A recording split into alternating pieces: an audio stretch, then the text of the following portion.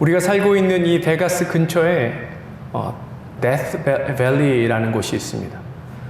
잘 알고 있죠. 말 그대로 죽음의 계곡이에요. 우리 베가스가 여름에 덥다고 하지만 이 데스 밸리 가면 우리보다 한 10도 이상은 더 덥습니다. 지금 뭐 한 115도, 118도, 심할 때는 120도, 130도까지 올라가는 곳이에요.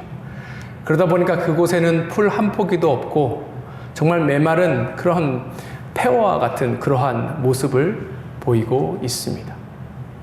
근데 때때로 우리의 인생이 살펴보면 이런 데스 밸리 같은 그러한 느낌이 들 때가 너무나도 많이 있습니다. 우리 마음이 그렇고 또 우리 인생이 이렇게 메마르고 피폐해졌다라고 생각이 들 때가 얼마나 많은지 모르겠습니다. 오랜 시간이 지나도 우리 인생 가운데 자라나는 게 없고 또 변화도 없고 또 오래전 무너진 그 인생이 계속해서 큰 변화 없이 황폐한 상태 가운데 있다라고 느낄 때가 많다라는 것이죠. 겉은 멀쩡해 보이지만 속은 내면은 완전히 메말라져 버린 그런 상태에 계속해서 있지는 않은지 한번 이 시간 우리의 모습을 한번 생각해 봤으면 좋겠습니다. 근데 여기에도 희소식이 하나 있습니다.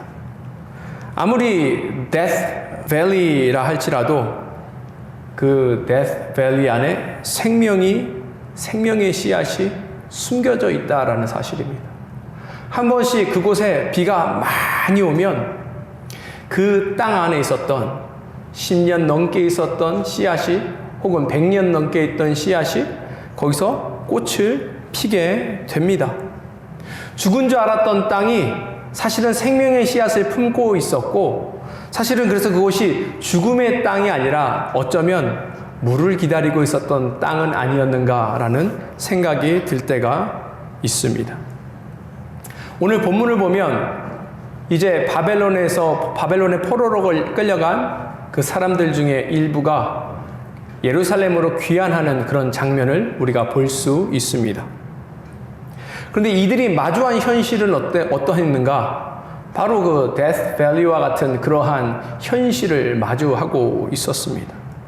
왜냐하면 이들이 바라보고 있었던 것은 무너진 성전, 그리고 오랫동안 사람들이 찾지 않아서 폐허가 된 그 예루살렘 성, 그리고 텅 빈 제단이 그들 앞에 있었기 때문에 그렇습니다.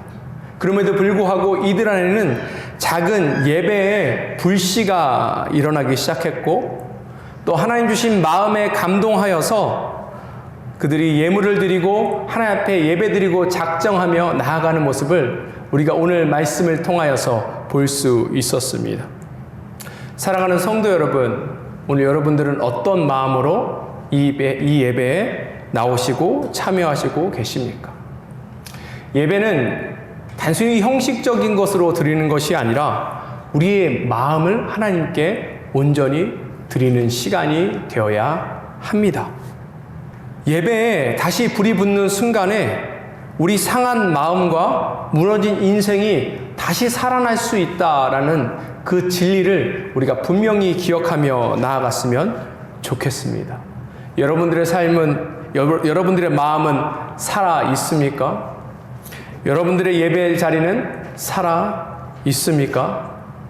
이 시간을 통하여서 어떻게 우리가 예배로 다시 삶을 세울 수 있을지 이 진리의 말씀인 성경을 통하여서 그 내용을 함께 살펴보기를 원합니다. 첫 번째, 예배로 삶을 다시 세우기 위해서 우리는 하나님의 감동을 받아야 합니다. 이 에스라의 큰 주제 중에 하나가 무엇인가 하면 하나님께서 감동을 주셨을 때에 그 감동에 어떻게 반응하고 순종하며 나아가는가입니다. 우리가 여태까지 살펴본 것처럼 바벨론의 포로로 끌려간 그 유다 공동체에서 하나님께서 그들의 마음에 감동을 주셨을 때 이들이 그 감동에 반응해서 마침내 예루살렘 성까지 오게 됩니다. 그런데 이 귀환한 이 유다 공동체가 마주한 현실은 어떠했을까요? 68절 보도록 하겠습니다. 어떤 족장들이 예루살렘에 있는 여호와의 성전 터에 이르러 하나님의 전을 그곳에 다시 건축하려고 예물을 기쁘게 드리되. 오늘 이 68절 한 절을 보면 이 68절이 가지고 있는 어떤 숨은 함축적인 의미가 있습니다. 그것이 무엇인가 하면 이들이 예루살렘 성에 갔지만 이곳에 있는 성전은 완전히 폐허가 되어 있는 그 상태라는 것입니다. 그렇죠. 70년 동안 버려진 땅이니까 얼마나 황폐했겠습니까? 바람에 의해서 그 모든 것들이 황폐해졌을 것이고 또 오랜 시간에 의해서 그 모든 것들이 또 황폐케 됐을 것이고 또 아무도 그곳에 살지 않고 사람들이 외면하고 지나침으로 인해서 그것이 아주 폐허로 되었을 것입니다.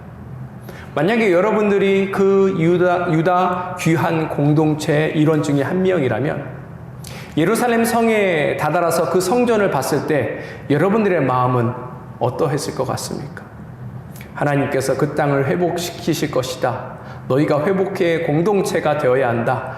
그리고 하나님의 성전을 그곳에 세워야 한다. 그 감동을 주셨을 때 들뜬 마음에 그곳에 찾아갔지만 현실은 어때요? 그들의 눈앞에는 폐허만 보이는 그런 상태에 있는 것입니다. 가끔씩 우리가 예배 가운데 하나님께서 은혜 주실 때가 있습니다. 그 우리 마음에 감동을 얻게 되죠.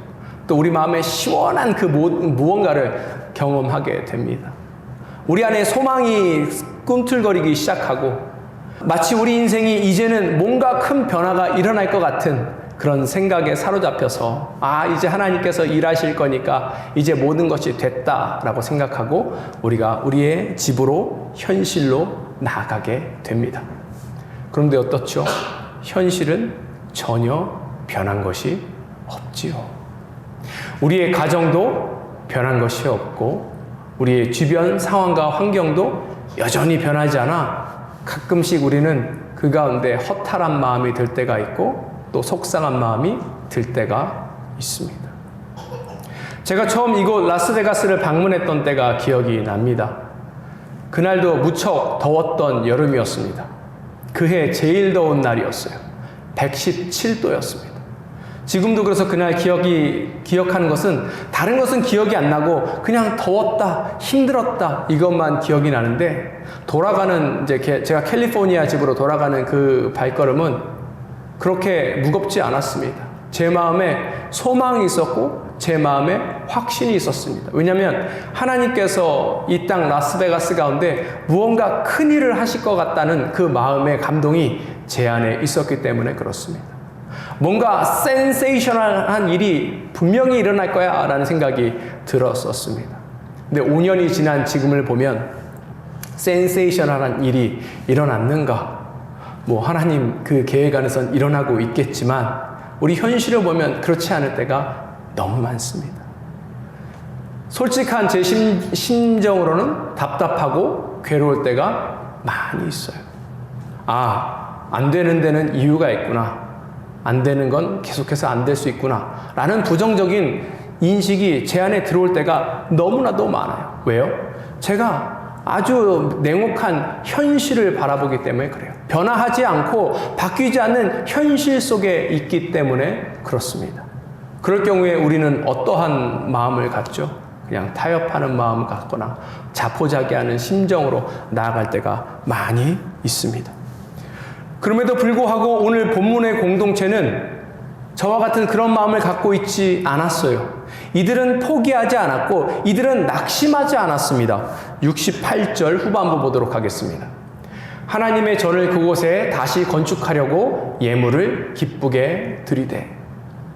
이 유대 귀한 공동체는 그 냉혹한 현실, 폐허와 같은 그 상황 속에서 무엇을 했는가 하면 바로 하나님께 기쁘게 예물을 드렸습니다. 지금 이 NIV 성경에서는 이걸 뭐라고 표현했냐면 free will offerings 이렇게 이야기했습니다. 자발적으로 기쁨으로 하나님 앞에 예물을 드리기 시작했다라고 이야기하고 있는 거예요. 이 얼핏 이해가 되지 않습니다. 그렇죠? 충분히 낙심할 수 있는 그 상황 속에서 그 무너진 성전을 바라보고 또 그 무너진 그 모든 현실을 바라보고 어떻게 하나님 앞에 기쁨으로 예물을 드릴 수 있겠습니까? 이들이 이와 같이 한 그 마음의 동기가 있습니다. 그것은 무엇인가 하면 이 68절 후반부 처음에 나오는 것처럼 하나님의 전을, 하나님이 계신 그 하나님의 집을 다시 건축하고 싶다는 열망이 이들 안에 가득했기 때문에 그래요. 예루살렘 성전의 그 재건, 그래서 예루살렘의 회복을 꿈꾸고 소망하는 그들의 마음이 이곳에 있었기 때문에 이들이 기쁘게 하나님께 예물을 드리며 나아갈 수 있었던 것입니다. 근데 어떻게 이들이 이런 마음을 가졌다고요? 그것은 하나님께서 이들에게 아주 강한 감동을 주셨기 때문에 그래요. 69절 보도록 하겠습니다. 힘 잘하는 대로 공사하는 금고에 드리니 금이 6만 1,000다리기요 은이 5천만에요 제사장의 옷이 100벌이었더라. 이들이 지금 하나님 앞에 예물을 드리는데 뒤에 제사장 옷 빼고 금과 은이 얼마나 된대요? 지금 여기 우리 성경에서는 우리가 알지 못하는 단위로 이야기하니까 이게 얼마만큼의 금액이고 가치가 되는지 모르지만 이들이 드린 이 헌물을 지금의 가치로 제가 환산해 봤습니다. 그랬더니 이들이 지금 금과 은을 얼마큼 드렸냐면 $35 million, 3,500만 불을 드린 거예요. 왜 안 놀라시죠? 3,500만 불 다 집에 3,500만 불씩 가지고 계신가 본데 엄청난 돈을 지금 드린 거예요. 이 사람들이 많은 사람들이 아닙니다. 굉장히 적은 수인데 이들이 하나님 앞에 지금 3,500만 불의 그 예물을 드립니다. 이 69절 초반 보니까 어떻게 드렸대요? 힘 잘하는 대로 드렸다는 것입니다. 힘을 다해서 드렸다는 것입니다. 이렇게 드리기가 쉽습니까? 쉽지 않습니까? 쉽지 않아요. 어려워요. 그런데 이들이 할 수 있었던 것은 하나님께서 이들에게 아주 깊은, 아주 큰 마음의 감동, 요즘 우리말로 표현하면 은혜를 주셨기 때문에 그렇고, 이 은혜는 꼭 하나님의 성전을 다시 세우고 그곳에서 다시 예배의 불길이 시작됐으면 좋겠다라는 선한 마음과 선한 동기에서 이 모든 것들이 시작되었다는 것을 오늘 본문이 우리에게 이야기해주고 있는 것입니다. 저는 부흥을 꼭 경험하고 싶습니다. 1907년 평양 대부흥운동 이야기만 들었는데 제때 제가 있는 곳에서 꼭 봤으면 좋겠어요. 제 평생의 소원입니다. 그와 같은 부흥이 꼭 제가 있는 곳에서 한번 일어났으면 좋겠다. 제 소원입니다. 많은 사람들이 부흥을 위해서 이렇게 해야 된다, 저렇게 해야 된다 이야기 많이 하는데 오늘 성경에 보면 부흥의 공식이 나옵니다. 그것이 뭐예요?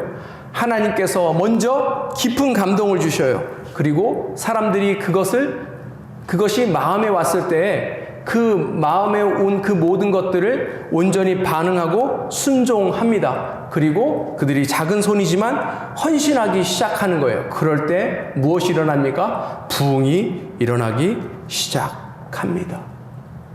사랑하는 성도 여러분, 그래서 우리 인생에 있어서 가장 중요한 게 무엇인가 하면 우리가 하나님을 만나야 하는 거예요.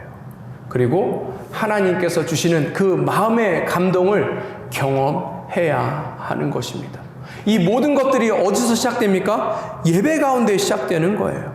이 예배 속에서 그 모든 감동을 경험하며 나아가야 합니다. 이 예배 속에서 우리가 꼭 하나님의 얼굴을 보고 하나님을 만나야 합니다. 그래야 우리 인생 가운데 무언가 큰일이 일어나기 시작하는 거예요.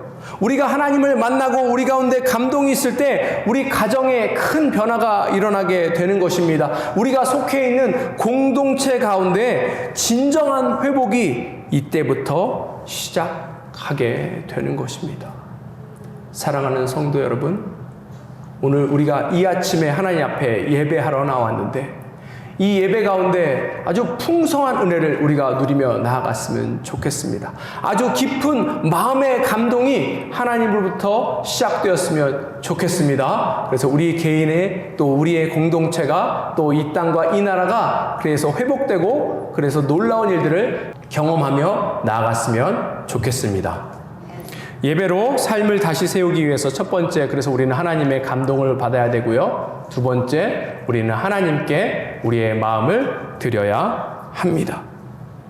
오늘 이 귀한 공동체가 하나님 앞에 예물을 드렸다고 하는데 이 예물 중에 굉장히 흥미로운 것을 하나 드리는 것을 볼 수 있어요. 69절 후반부 함께 보도록 하겠습니다. 금이 6만 다리기요 은이 5천만에요 제사장의 옷이 100벌이었더라. 여기 금과 은은 이해가 되는데 이 사람들이 제사장의 옷을 100벌을 지금 드렸어요. 왜 이들이 옷을 하나님께 드렸을까요? 우리 목사님 수고하시니까 우리 목사님 옷 한 벌 해드려야겠습니다 하는 그 마음에서 이 성도들이 이 귀한 공동체가 하나님 앞에 제사장의 옷 100벌을 드렸을까요? 그것은 아닙니다. 이들이 왜 이와 같이 했냐면 이들이 귀환하는 이유와 목적에 대해서 분명히 알고 있었기 때문에 그렇습니다. 그리고 그 땅의 회복과 그 민족의 회복이 어떻게 시작되어야 되는지 이들이 분명히 알았기 때문에 그런 거예요. 이들이 알고 있는 것은 무엇인가 하면 진정한 회복은 예배의 회복에서 시작된다는 것을 알고 있었던 것입니다. 그래서 이미 성전이 지어지기 전에 벌써 제사장의 옷을 드림으로 그곳에서 예배가 시작되었다는 것을 선포하고 있는 거예요. 우리가 계속해서 그리고 지난 한 주 동안 우리가 묵상한 것은 그 에스겔이 하나님의 환상 가운데서 왜 하나님께서 이 이스라엘을 심판하시고 또 이스라엘 떠나시는지에 대해서 보여주시는 그 장면이 나옵니다. 왜 그렇죠?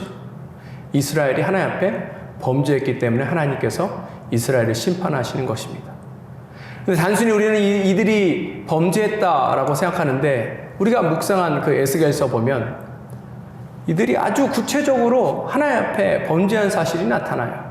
특별히 하나님 성전에 우상들을 세우고 그러므로 인해서 예배가 완전히 파괴되고 그 모든 신앙이 파괴되는 것을 볼 수 있습니다.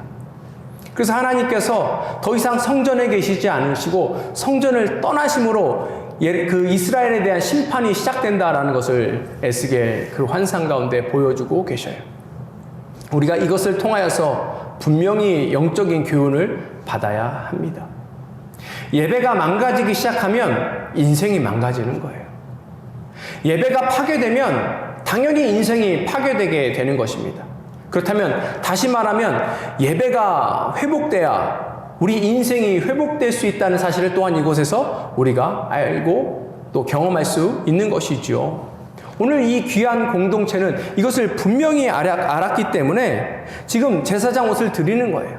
제사장 옷이 의미하는 바가 있습니다. 제사장 옷은 거룩을 의미하는 것이고 구별을 의미하는 거예요. 제사장 옷을 이들이 드렸다 하면 이들이 이제는 거룩한 하나님의 백성이 되겠다. 세상과 구별된 그 모습으로 하나님 앞에 나아가겠다라는 그러한 믿음의 고백과 헌신이 그 안에 들어 있는 것입니다. 이들이 제사장 옷을 드림으로 인해서 그들이 예배할 마음의 준비가 되었다는 것을 공개적으로 선포하며 나아가고 있는 거예요. 사랑하는 성도 여러분, 여러분들의 예배의 모습은 그렇다면 어떻습니까? 여러분들은 준비된 마음에서 예배를 드리고 계십니까?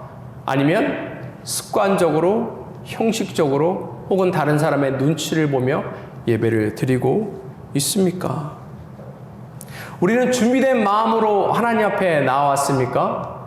아니면 여전히 산만한 마음을 우리 안에 가지고 있음으로 인해서 하나님 앞에 집중하지 못하고 은혜 받지 못한 그런 상태에 머물러 계십니까? 우리 마음이 먼저 구별되어야 해요. 우리 마음이 먼저 거룩해져야 합니다. 그래야 비로소 하나님께 온전히 예배드릴 수 있는 것이고 하나님께서 우리의 예배를 기쁘게 받아들일 수 있는 것입니다.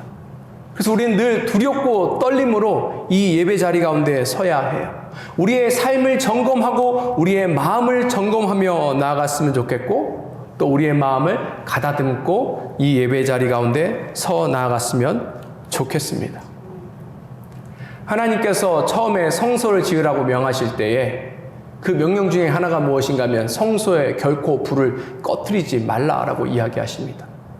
하나님께서 성전에 불을 꺼뜨리지 말라라고 이야기하셔요. 그런데 오늘 유대 땅으로 귀환한 공동체 앞에 현실은 어떻습니까? 이미 그 성전은 파괴되었기 때문에 그곳엔 불이 없습니다.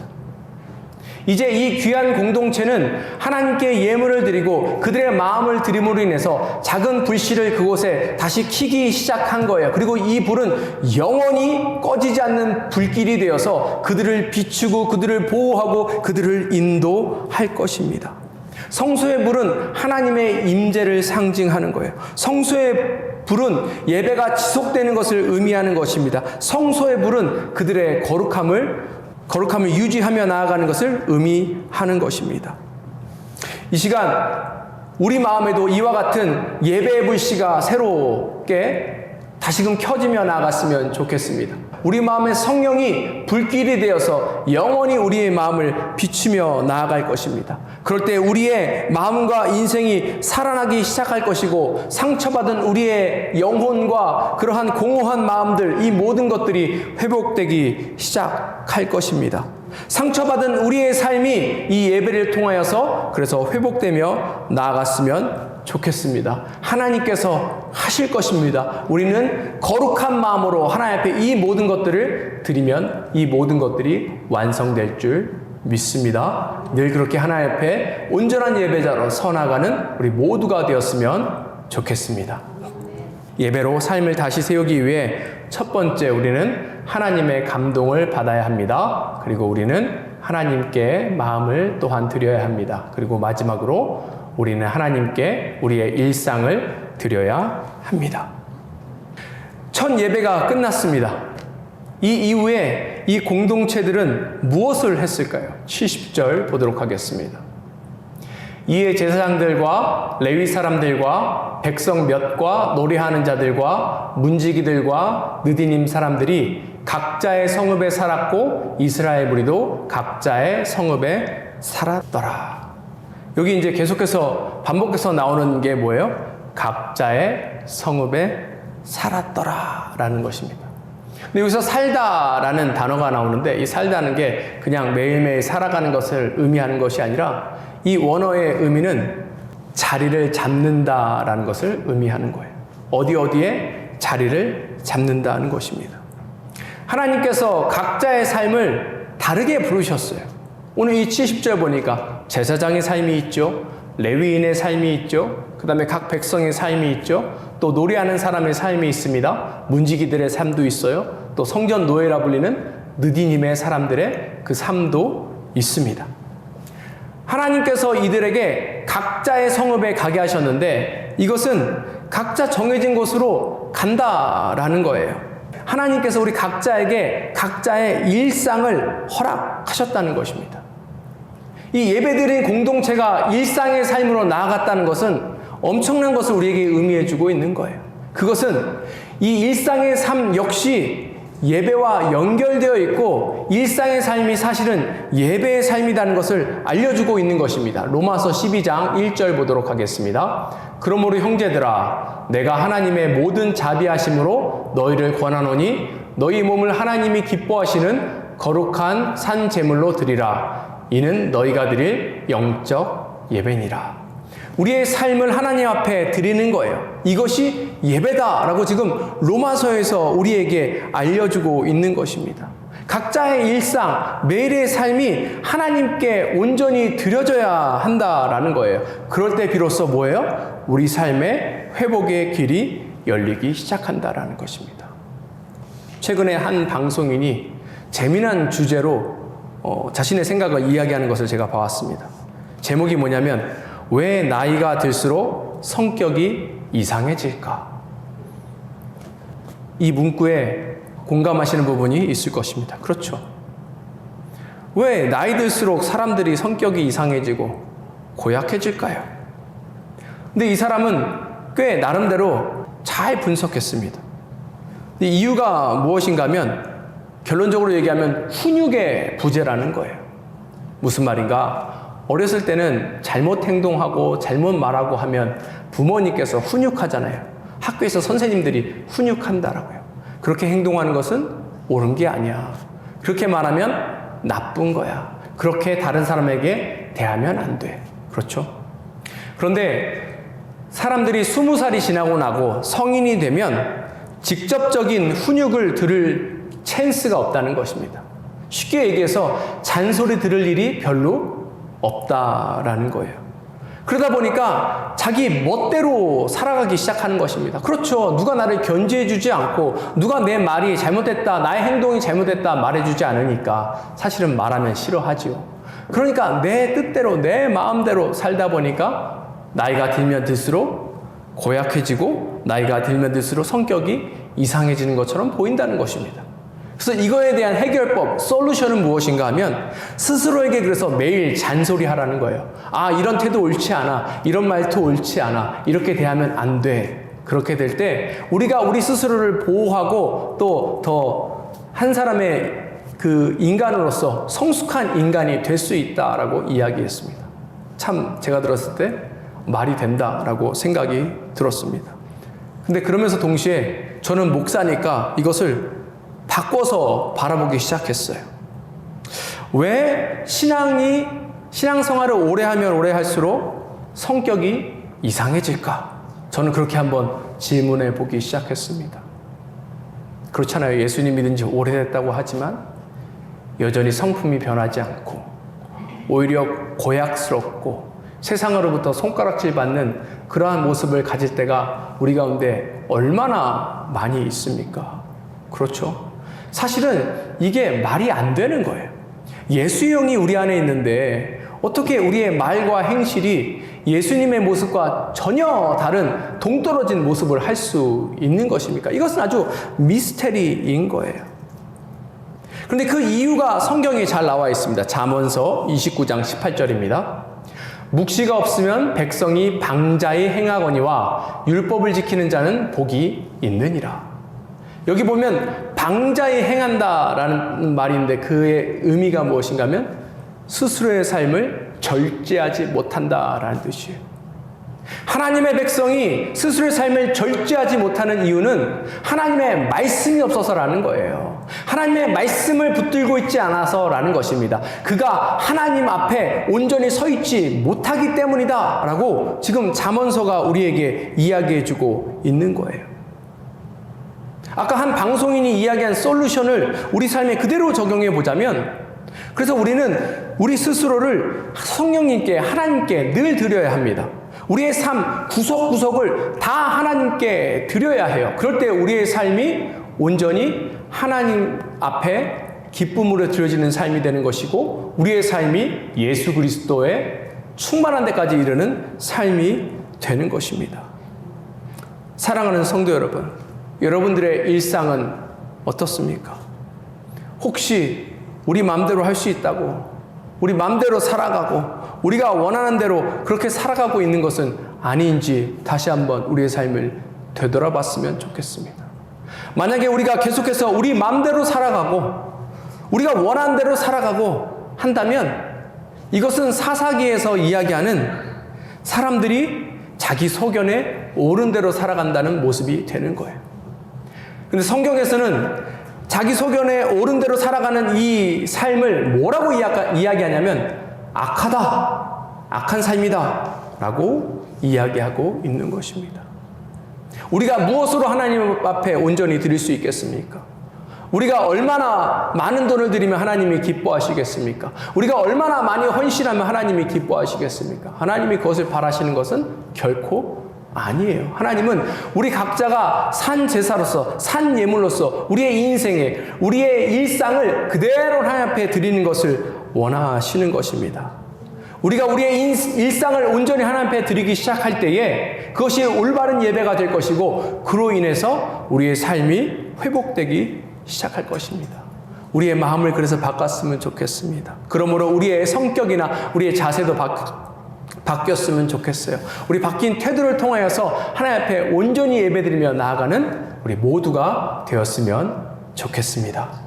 말씀을 마무리하고자 합니다. 사랑하는 성도 여러분, 여러분의 심령은 지금 어떻습니까? 여러분의 심령은 지금 어디 앞에 서 계십니까? 혹시 오늘 유대 귀한 공동체가 무너진 성전 앞에 서 있는 것 같은 그러한 느낌이 들고 그러한 생각이 들 때가 있으시진 않은지 한번 생각해 봤으면 좋겠습니다. 우리 삶이 폐허의 항복판, 무너진 그 예루살렘 성 안에 있지는 않은지 함께 생각해 봤으면 좋겠습니다. 그런데 우리가 기억할 것은 그렇다 할지라도 이 귀한 공동체는 예배를 포기하지 않았습니다. 이들은 폐허 앞에서 다시금 예배를 선택했고 하나님이 주시는 감동에 따라 작은 손길이지만 하나님 앞에 예물 드리고 헌신하고 나아가기 시작했습니다. 이것이 이들에게 무너진 인생을 다시 세우는 출발점이 되었기 때문입니다. 앞에 설명드린 죽음의 땅 데스밸리도 단비가 내릴 때 살아나는 것처럼 우리도 우리 예배 가운데 하나님께서 주시는 이 모든 은혜와 감동으로 인해서 우리 삶이 회복되었으면 좋겠습니다.